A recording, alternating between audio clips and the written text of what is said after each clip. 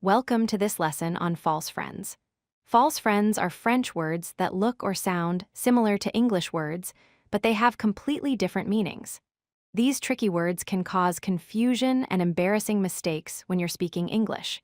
Let's explore the most common false friends that French speakers encounter.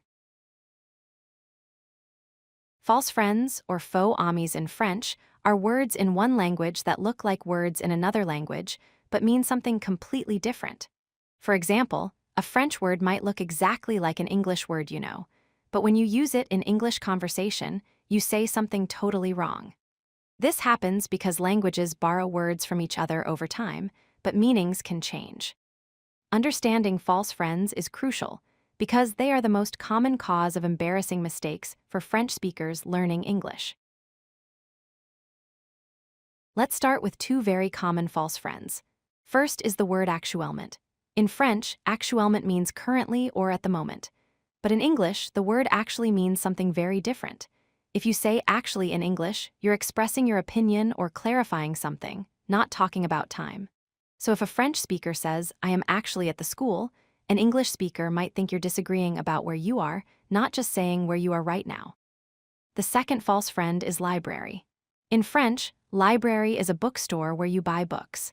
But in English, a library is a completely different place where you borrow books for free. Many French speakers confuse these two words, but they are not the same at all. Now let's look at two more false friends. The word sensible in French means sensitive or reasonable. It means someone who is thoughtful and considers things carefully. But in English, sensible means having good judgment or making smart decisions, which is quite different. If you say someone is sensible in English, you mean they make good choices. The next word is embarrasser. Yes, it looks and sounds very similar to the English word embarrass, and actually, it does mean to embarrass in French too. However, the key difference is that the French verb is pronounced differently and has slightly different usage patterns. So while this one seems similar, you need to be careful with pronunciation and context. Let's continue with two more tricky false friends. The word preserver in French means to spare or to preserve, but the English word preserve has a narrower meaning, usually related to keeping food or protecting nature. The French meaning is broader and more general. Next is journée, which in French means daytime or the period of a day. Many French speakers think journée is related to the English word journey, which means a trip from one place to another. But journée has nothing to do with traveling. Journée is about the time of day, while journey is about moving from one location to another. These two words are completely different despite their similar appearance. Let's look at two more important false friends. The word formidable in French means terrifying or awesome, something that is extremely powerful or impressive. In English, formidable means difficult to deal with or slightly impressive, but the French meaning is much stronger. If you say something is formidable in French, you mean it is truly amazing or frightening. The final word in our list is sympathique. In French, sympathique means nice or friendly, describing a person who is pleasant to be around. But in English, sympathetic means feeling sorry for someone or understanding their sadness. These are very different meanings, and confusing them can lead to misunderstandings in conversation. Now that you know these false friends, how do you remember them? Here are two powerful strategies. First, context is key.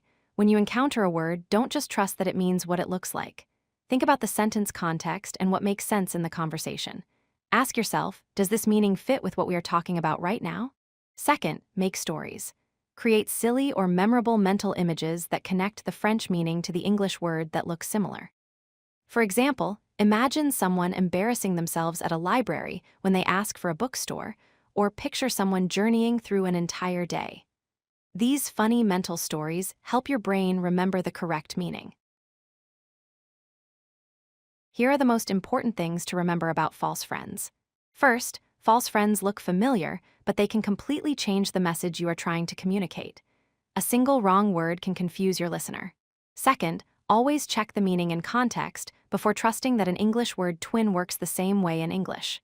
Third, build your own list of tricky words that you meet often in your conversations or reading.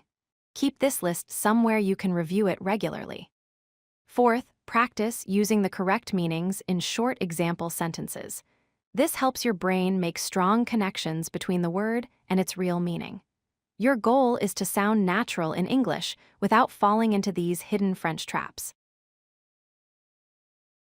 Your next step is to practice. Review these false friends often while you are speaking and writing in English. Keep a small notebook or digital list and add new tricky word pairs that you notice in your learning journey. Don't worry about being perfect right away. Focus on clarity first. Your accuracy with these words will grow naturally through repetition and practice over time. The key is consistent exposure and conscious effort to use the correct English meanings. Remember, even native English speakers sometimes mix up words, so be patient with yourself as you learn.